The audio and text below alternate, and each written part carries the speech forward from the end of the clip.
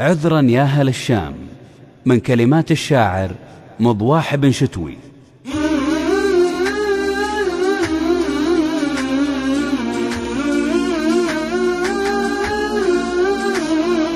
حنا نشكل في الملابس والحلاوة والعطور من شانيات العيد والفرحة تعم صدورنا، واخواننا في الشام من بين الجنايز والقبور راحوا ضحايا للكلاب اللي حماها سورنا، راحوا ضحايا للكلاب اللي حماها سورنا. واللي سكت عميلي ولا ذاك مختل الشعور، هو ما درى بكره يجينا من بعدهم دورنا. إلى متى حنا كذا يهمنا حب الظهور، وإذا اتفقنا واجتمعنا نختلف في شورنا، وإذا اتفقنا واجتمعنا نختلف في شورنا. حنا نشكل في الملابس والحلاوة والعطور من شانيات العيد والفرحة تعم صدورنا، واخواننا في الشام من بين الجنايز والقبور راحوا ضحايا للكلاب اللي حماها سورنا. نياتنا وافكارنا دايم دبور في دبور، نظلم بعضنا والقصور اللي يصير قصورنا. اقواتنا بين التكبر والتغطرس والغرور، واهدافنا نبني على شط البحور قصورنا، واهدافنا نبني على شط البحور قصورنا. واسلامنا تلعب بها الامواج في غب البحور، نرقص ونضحك كل ما جانا العدو يزورنا. رحنا مراوح القطا ولا مراوح البخور، استر لنا بطن